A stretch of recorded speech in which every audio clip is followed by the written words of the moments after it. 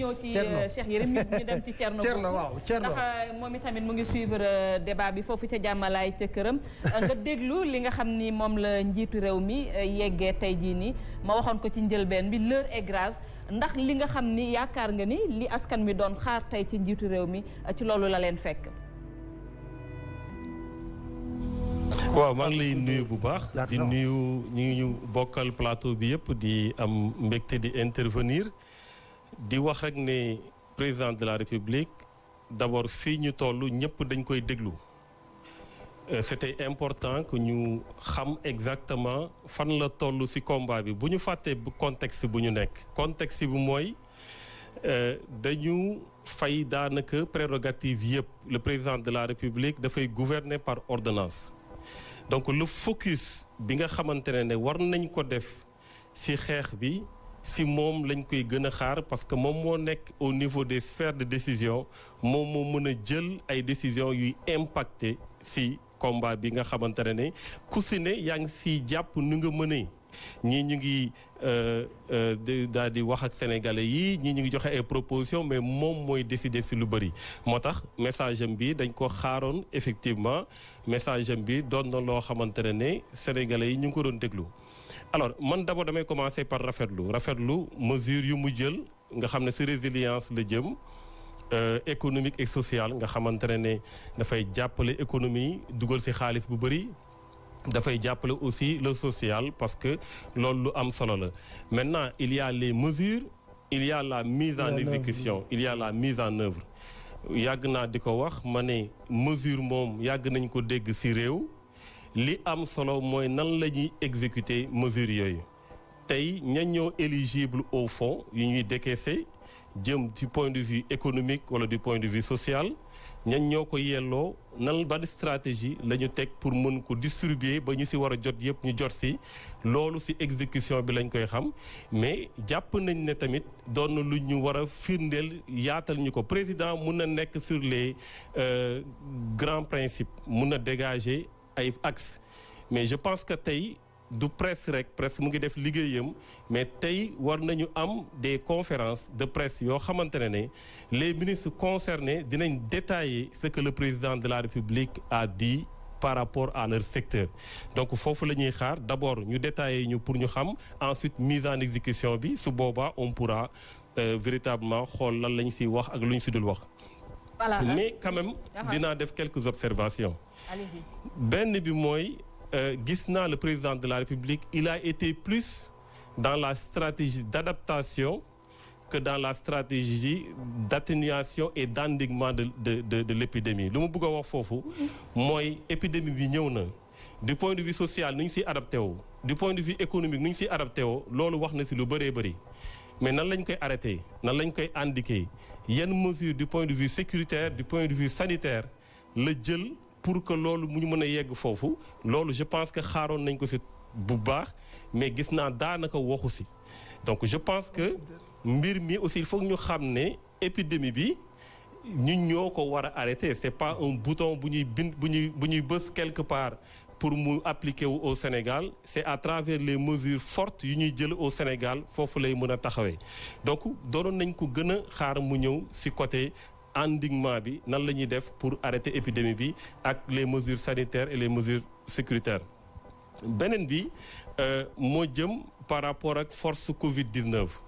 président de la République li mu waxagum lu concret luy jëm ci 1000 milliards yi c'est les 159 milliards yoo xam ne réaménagement budgétaire lay doon ak information yi ñu am ci ministre de l'économie mu ne fu mu toll nii dons yu ñu joxe ak participation yi yu secteur privé def mu ngi toll ci 9 milliards soo ko boolee c'est 166 milliards sur 1000 milliards maintenant c'est vrai que les partenaires techniques et financiers dañ ci dugg muy BAD di BID di Banque mondiale etc. Est-ce que c'est un budget déjà ficelé ou c'est une prévision budgétaire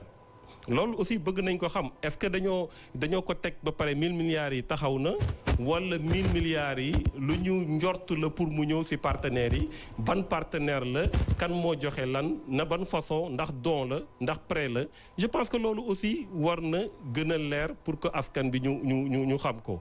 maintenant am na quelques quand même donc dafa dam am ay questions yoo xamante ni kon ñu ngi ko ci doon xaar te njiitu réew mi egsi wu ci te yow comme te li nga gën a fësal mooy li nga xam ni mooy naka la Sénégalais di gën a xeexee lii di Covid 19 bi. parfaitement loolu c'est clair loolu laa njëkk a wax mais damay daane rek juste si yenn question yu ma bëggoon poser. rapidement oui. parce que tey actuellement dama bëggoon ñu xam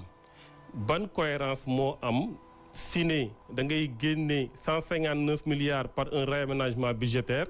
ba pare réserver encore 178 milliards dans ce même budget pour les prévisions de perte de recettes. loolu bëgg naa ñu expliquer ma nu mu demee ak aussi nan la ñu mën a épiloguer sur une croissance sans maîtriser ce qui va se passer ultérieurement, l'évolution de la pandémie, conséquences réelles yu mu nar a am sur la société, sur l'économie. Donc pourquoi ñu bëgg a pressé wu pour mën a évaluer loolu ay question la yoo xamante ne fondamentalement ça nous a interpellé mais li gën a am solo tey mooy épidémie mu jóge fi parce que suñu defee le combat même su dee def nañ prévision 3 mois ak lu ñu mënti xalaat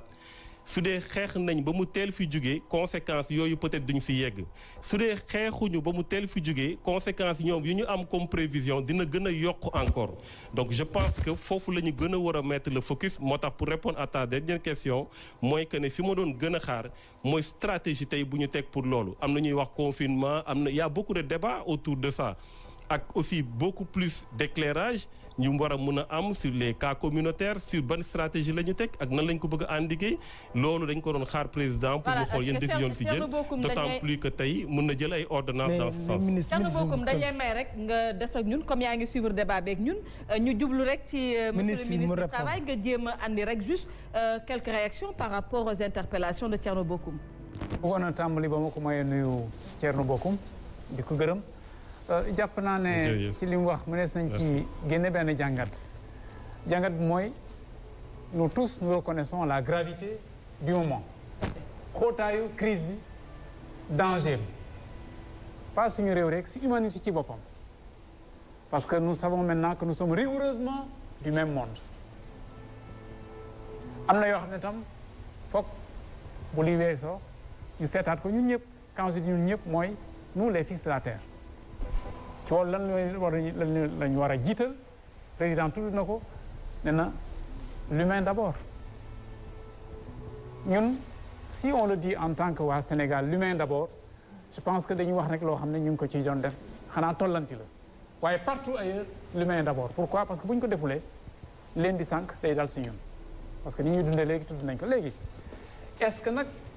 dañu war a pàccal mbir yi dëgg la gaa waaye nag xel moom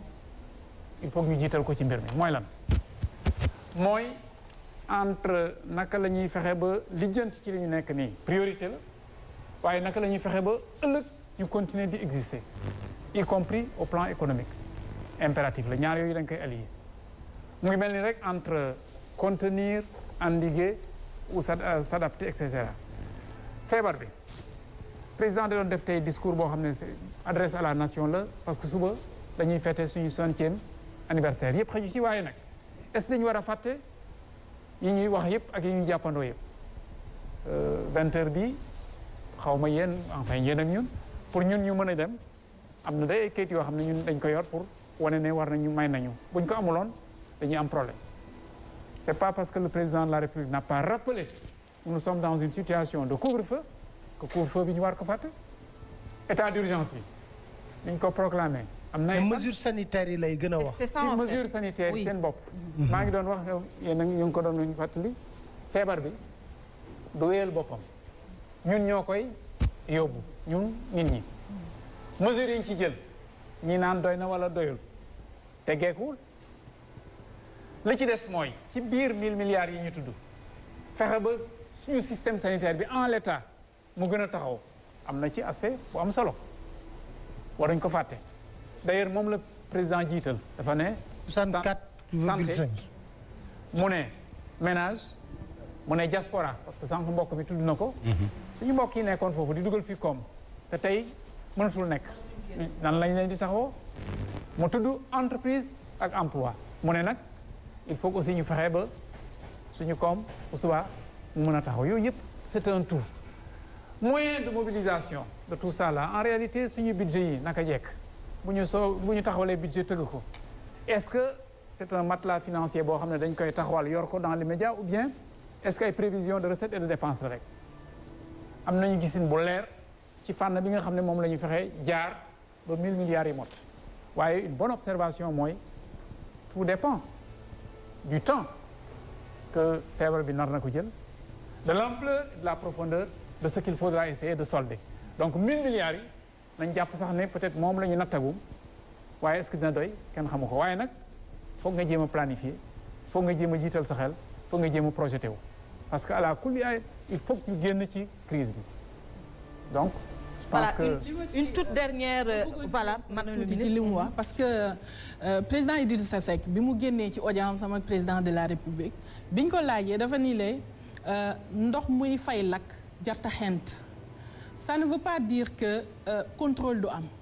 actuellement li ma wax sànq ni ne lu nekkati lu ne jonn moo koy fay lu ñu toll fi ñu toll nii mooy faj li nga xamante ne nii moo fi am muy feebar bi et je pense que bu Thierno di wax ci mesure yooyu defe naa ne actualité ku koy suivre xam ne depuis le début de l'apparition de la pandémie au Sénégal jóguñu ci wax ay mesures sanitaires yi nga xamante ni moom nañu war a jël non seulement gouvernement mi ngi ciy wax président de la République mi ngi ciy wax mais communiqué conseil des ministres ku koy suivre chaque mercredi aussi di nga gis ni ñi ngi renouveler mesures yooyu ñuy édicter population bi mais également agent ministère de la santé yi nga xam ni quotidiennement dañuy def point de presse pour wax fu situation bi toll ñoom aussi ñi ngi renouveler mesures yooyu tey askan wi li ñu doon xaaree président Macky Sall mooy lan la teg ci seen loxo bu ne leen ne toog leen lu ñuy toogaale buñ ne toog leen ba ñu génn ci affaire bi naka nañu ci lan nañu jublu loolu nañ gën a xaaree président Macky Sall mais pas ci ay mesures sanitaires yi nga xam ne wax nañ ci waxaat ci loolu defe naa ni jarul woon mu ciy dellu actuellement li taxaw mooy naka nañuy jàppale population bi ñu faire face à cette situation te loolu ci la président Macky Sall tontu te tontu na ko de manière toute dernière réaction par rapport ak réponse yi nga xamante ne ni ñaari ministre ci plateau bi andi nañ ko une toute bu gàtt rek ndax ñu mën a eggali plateau bi ndax am na ñeneen tamit ñuy suivre débat bi bëgg a participer. waaw te très rapidement je pense que fi ma commencé woon rek peut-être yaay daanale mooy mise en œuvre bi ba tey xamaguñu lan la loolu c'est très tôt pour évaluer mënuñu par rapport à des chiffres yu ñu déclaré te xamaguñu si le budget est ficelé ou pas xamuñu l'effectivité du décaissement ak le fait que ñu si war a jot dinañ si jot pour mun si anticiper loolu du ma si sori loolu on va évaluer au fur et à mesure mais dama bëgg aussi ñu xam que ne sooy xool les mesures dafa toucher plus le secteur formel plus waxuma touché wu ma yeneen secteurs yi mais Sénégal secteur informel bi moo ëpp solo téeméeri ji yoon sooy xool tamit à chaque fois que ñuy injecter des ressources dans les au niveau des populations la démarche traditionnelle wala les systèmes traditionnels la ñuy utiliser alors que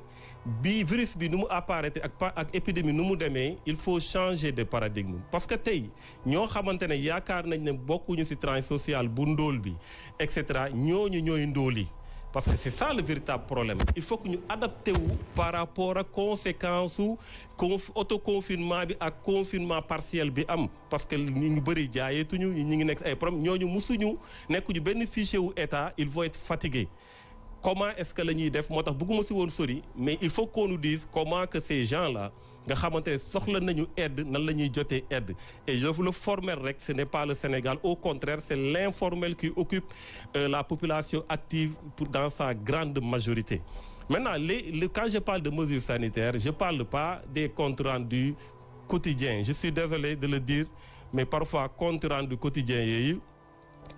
amul valeur scientifique boobu ñu ko bëgg a jox parce que tey ñu ñuy tester c'est très peu les cas communautaires maîtriser wuñ ko bëgguma woon dugg ci détails yooyu mais fu ñuy wax plus c'est la stratégie sanitaire ban stratégie la ñu am tey par rapport aux différentes stratégies France gis nañ confinement total lañ jëm am na ñoo xam ne dañu naan non on va tester le plus grand nombre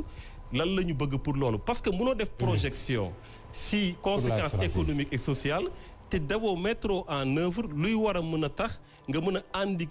endiguer le virus si benn projection si temps bu ndaw parce que war nga mën a xam fan ngay jaar pour que virus bi rapidement nga mën ko téye pour que au moins nga méngale ko ak yow say prévisions yi nga def du point de vue économique et social. su dee da nga amoo benn stratégie si loolu nga def juste des projections économiques et sociales je suis désolé mais dégg le ministre wax na ko léegi nee na somme bi mën nañ ko sax yokk effectivement mën nañ dem ba ceeb bi dina jeex diwlin bi dina jeex lépp dina jeex mais on risque encore d'être dans les mêmes problèmes donc je pense nañu gën a axer la stratégie sur le contexte nañu contextualiser qu'on essaie un peu de contourner les systèmes traditionnels ñu xam ne bii c'est un cas particulier il faut un diagnostic particulier et changer de paradigme. Voilà Thierno Bocoum ñu lay gërëm doon fàttali rek bokk nga ci ñi nekk di suivre débat bi.